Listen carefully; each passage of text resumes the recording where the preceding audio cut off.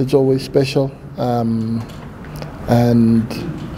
it will make me to continue to work hard and strive to make players better in this country, to help the national team to achieve really good things. So yeah, my team has just arrived as well. Everybody, the international players, joined with the local players that was participating in Chan. The whole squad is here.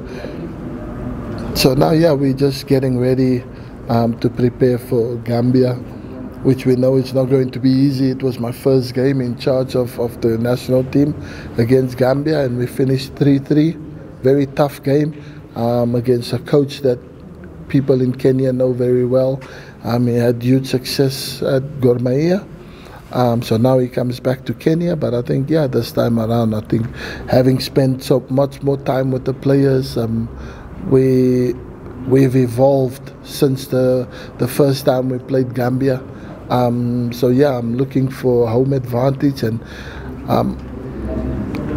the unbelievable support that we received during Chan tournament. Now with it being internationals, with some of the big name players coming back to play for the country and represent the national team, we hope that the fans could even come in greater numbers and support us, because they were the pillar of strength behind the team's success, and we're going to need them on Friday. We're going to need them on Tuesday for the two World Cup qualifier games to come and be that extra 12 and 13 men that we so need to get us over the line, and definitely hoping to beat Gambia and put us on the way. Even if we can manage to finish second or third in this group, would be an amazing achievement, you know, from Kenya, the strength in the group that we have, and the fact that we can be there and thereabout. It shows like the progress that we're making, and yeah, the future for Kenyan football definitely looks very bright. Yeah, now listen, I think it's important that the Kenyan league grows and the league becomes better and provide more opportunities for young players, but it definitely shows the caliber of players that can step up their game from when you play in the Kenyan league to being called up to the national team and then playing your football against the world's best at World Cup, Africa's best at the moment in World Cup qualifiers, and also during the Chan you see the huge success and the players being able to step up and make the transition from club football to international football. So it's, yeah, the learning process is important, but the growth of the players that you see is incredible, you know. So the capacity of growth Kenyan players can achieve is really good. And for me, I wish that I could have more time with players, because within such a short space of time when working with them, when they come to the national team, you're able to change the mindset, you're able to change the mentality, and you're able to improve them to play at a higher level.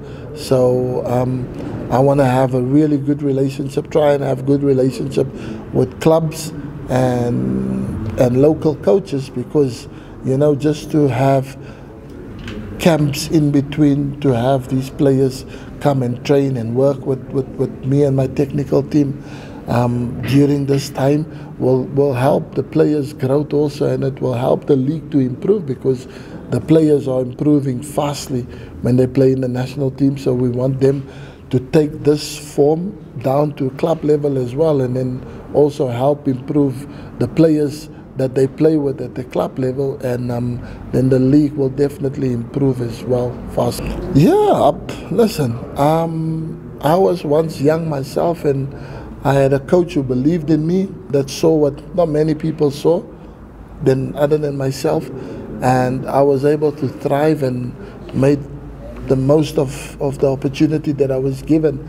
So I like to think that I'm one of those coaches that don't look at players' age to determine if he's good enough to play. If he's good enough, you put him in, you know, irrespective of the age that they have. So yeah, we have a lot of good young players coming through the under-20s that I watched playing in the African the AFCON in Morocco. That team had a lot of good players, a lot of quality players, but they still have to learn a little bit more. But you know, if they perform at their club level, and then I'm definitely there to select them and give them an opportunity, and throw them in. Not in the deep end, because I know they can swim, so they won't drown. So I won't try and disturb a player's progression, you know. But if I think that they are good enough, then I put them in and I give them the opportunity and I let them flourish. So Mansour is just a small example. Ben Stanley is another example. Austin Odongo was also another player that I gave an opportunity, 18 years old. He managed to play in the quarterfinals of a CHAN. So I'm not afraid to play young players, because I think the talent, when I select you, is because I see something that you have that not many players have or not many coaches see. So I give players an opportunity. Then it should be down to you how bad you want it, and if you take it with both hands, and then you can make an unbelievable career out of this sport. So of course I have to say Morocco, because they're the champions of CHAN. But just if you look at the growth of Moroccan football, the league, how well represented their league is, in terms of economically, but also the talent that they produce on average, and the amount of players that they have at international level. So yeah, Morocco is doing a really unbelievable job on the continent and for African football. So yeah, when we were able to beat them, because it was all just well prepared and making the players believe that they're as good as anybody, and they can beat anybody when they want to. If they want to beat Morocco, they can, because you have to work harder than them, you have to run more than them, you have to play better than them, but it's all in our minds. So I made the players believe that they can achieve that, and they went out there and then they proved it. And then in terms of preparing for the game, yeah, Morocco was a little bit also of a headache, because they have so many different players with different characteristics. So you prepare for physical players, and then they bring in small guys who's technically very good and who interchange positions. So yeah, how do you set your team up to, you know? But like I said, we prepared well, and our players were really up for the challenge. So no matter what Morocco was going to throw at us, we had a response for everything they did.